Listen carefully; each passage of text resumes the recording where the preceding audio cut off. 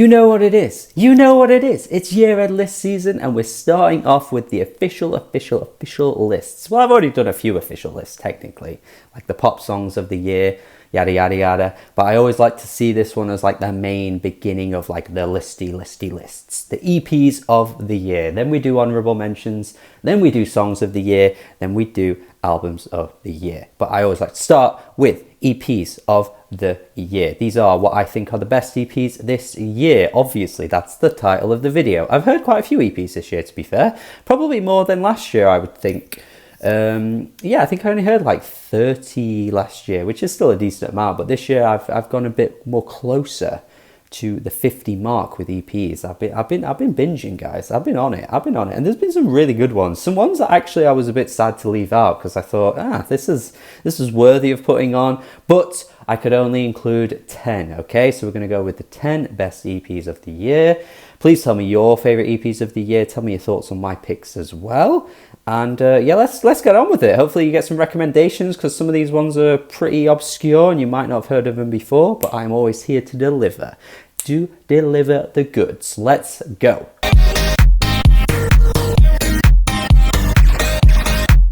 A mainstay on my year-end list at this point, really. He's either at least on the songs or the EPs list every friggin' year. He will be on the songs list too. Sam Gallagher with his EP this year. So really squashy, bouncy, synth pop bangers that are a bit more dance-oriented actually this time around. I mean, he's done that kind of thing before, but he's really unleashing the kind of club aspect of his music, and he's probably going to start blowing up pretty soon. I've already predicted him to be an artist that I think will be big at some point, but I think his way of delving into this more dancey, club-oriented sound is just going to work really well for him. I think there's just a destiny here for Mr. Sam Gallagher to be a huge artist at some point, and yeah, I'm really a big fan of this. Alone is fantastic. It definitely carries the EP though. I think it's easily the best track, but the rest of the EP is pretty good, which keeps it at number 10 for me.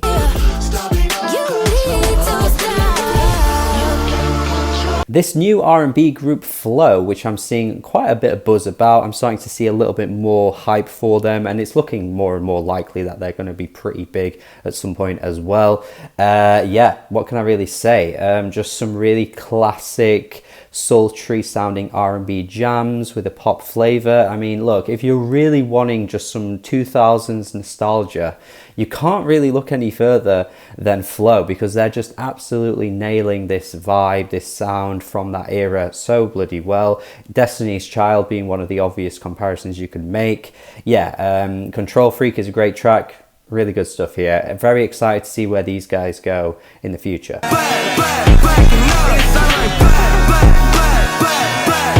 Another artist that has a bright future ahead of him, although has really kind of proven himself already with his Learn to Swim album, to be fair to him, Redveil. Redveil has really shown that he is one of the biggest talents in hip-hop music at the moment. He keeps appearing on my year-end lists, and he's super young. He's still got a lot of growth as well. It's incredible to see where he could go. Like, it's really interesting to see how far he could take things. When he's already this good, you could really justify seeing him become even better because of how young he is. But he's just got everything in his locker. He's good at hooks. He's picking beats that are really strong too. The JPEG Mafia feature on this one as well is really good. So he's proving that he's got the contacts already to collaborate with interesting names and bring together some really cool diversity to his EPs and albums already. Yeah, really not much else to say here. I just think Redveil is really killing it.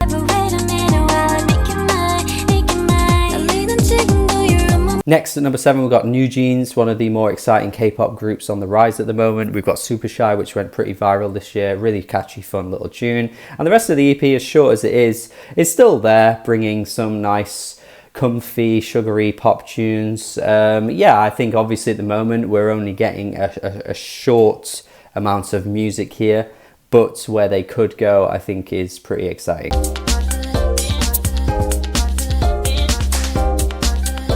Another mainstay on my lists at the moment here as well, Me Monaco. He dropped a fantastic debut album from 2020, which since then I've just been really keeping tabs with everything he does, because I thought if that could be that good, what else has he got in his locker for more music? And his EPs since as well just keep landing on my EP list because they're just really, really short, straight to the point, and just have some really nice developing house tunes on them.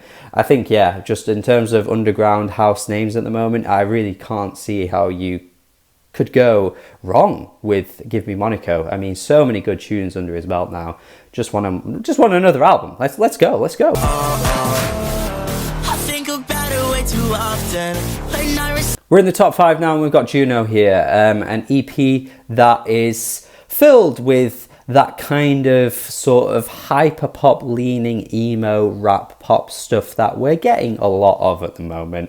And I'm not going to lie to you, man, I'm kind of eating it up. I mean, I ate it up when Glaive did it. I ate it up when Breakins was doing it. I ate it up when Eric DOA was doing it. And Juno is another name added to the list that I think could be a mainstay in the next few years, because this is a really strong EP. So many good catchy tunes on this thing. So many sing-along hooks that I think you can just get lost in and have a really great time with. Yeah, I'm pretty happy with this EP here from Juno.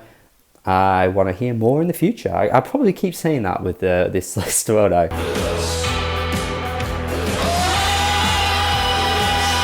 Opus Kink at 4 though, this is an absolutely mental EP that just is a no holds barred display. They just throw everything at it. They go absolutely off their rockers for the entirety of the runtime. It's a remarkable listen of an EP here. They are very much indebted to the kind of Black Midis of the world, but they just go even further, full throttle, with the extreme levels of like sax and just blaring sounds that just blow your socks off, and you're just absolutely in awe of it the whole time. I could absolutely understand somebody listening to this and finding it very annoying and find it really hard to listen to, but I actually think if you pay attention, once you listen to it a few times, you really start to pick up on some of the details, and it ends up being a really enjoyable listen. So yeah, I think if you're kind of part of that sort of noisy rock crowd at the moment that I think a lot of bands are starting to bring back, and have a bit of Viagra Boys thrown in with an extreme amount of sax in there as well. Yeah, I could see you having a good time with this one.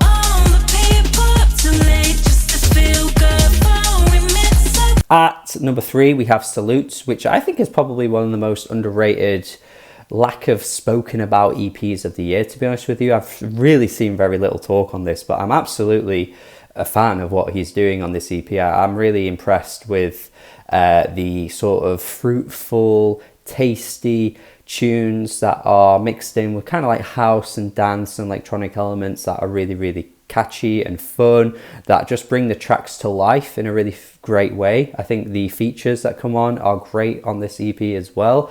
Yeah, I'm just kind of surprised that there's just not as much love for this one, or not as much to talk of this one, because I think it could easily appeal to quite a wide amount of people. So yeah, definitely a fan of Salute. But we'll get into the top 2 now, and these top 2 are easily like the cream of the crop of 2023.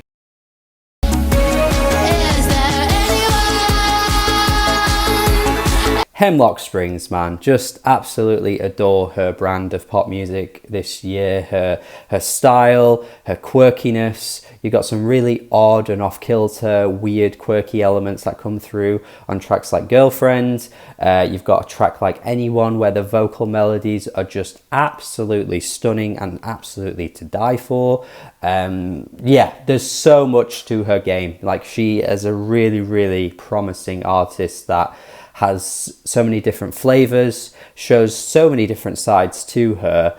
And yeah, I'm just really, really excited for her as an artist, because I think this EP can really blow her up in the future and show people what kind of things that she has to offer in the pop world. There isn't really anyone I can compare her to. I feel like Santigold from the 2000s had some, isms to her that I'm reminded of with, Hemlock Springs here. But yeah, even still, I think she's kind of in her own lane. Maybe even a Remy Wolf if I had to. But still, I think Hemlock is doing things that are really cool, really fun. it is at the end of the day pop music, so it's not like something you've never heard before, but I just think there's something quite odd about her style that is quite difficult to compare to when it comes to other artists, really. But yeah, I'm absolutely hopeful for her in the future. I think she could blow up. I think she could be a huge artist, probably one of those that'll get a TikTok hit or something like that. But I love this EP, and I feel so bad for her because in any other year this would have easily been locked in for EP of the year. But this year an EP came out that has had me in a chokehold in a way that really I can't say many other EPs or even any other EP has ever really managed to do. So with that being said, you probably are aware of what my number one is if you follow me regularly and keep up to date with me regularly, but let's go for it.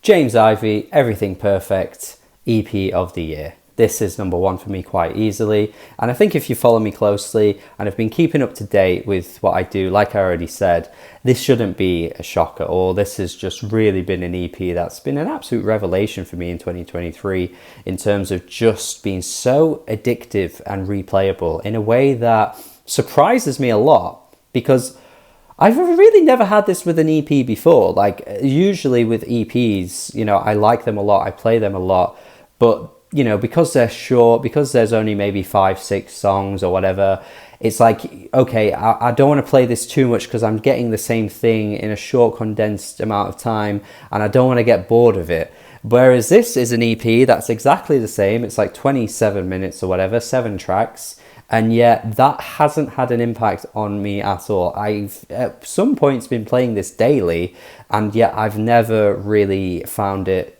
to get old or whatever. It's incredible how this EP's managed to do that, to be honest with you, because for my listening habits this is rare, and yet James Ivy's broken my listening habits. That's how good it is. This is an incredible EP with just really earnest and charming and sweet pop songs that I think are so, they just cast a wide net. Like any time you could put these on, there's so much to get out of these tracks from anybody. There's really nothing here that maybe you've never heard before. I think he is pulling again maybe from some other artists in some ways. You know, that kind of emo pop stuff that we're getting a lot of at the moment is in this EP. Some shoegaze elements are coming in this EP as well. Some baggy elements which we're starting to see break into more music from like the 90s is in this EP as well. You've got tracks that remind me of bands like the 1975, like The Last Place You'd Ever Look, which again is a fantastic track. So there's lots here that you could compare to other things, but James just has a way of creating this really earnest, beautiful atmosphere in this EP that just really locks you in and really makes you feel comforted whenever you listen to it. The lyrics I think are pretty straightforward at times, but I think they're well written, particularly on a track like Under Tongues, which is a song that I think a lot of people could easily relate to. But yeah, it's so beautifully done that it's just so replayable, and it's just been so addictive, like I say, for the whole year. It's a fantastic EP. Stereo Player, man, what a track that is too.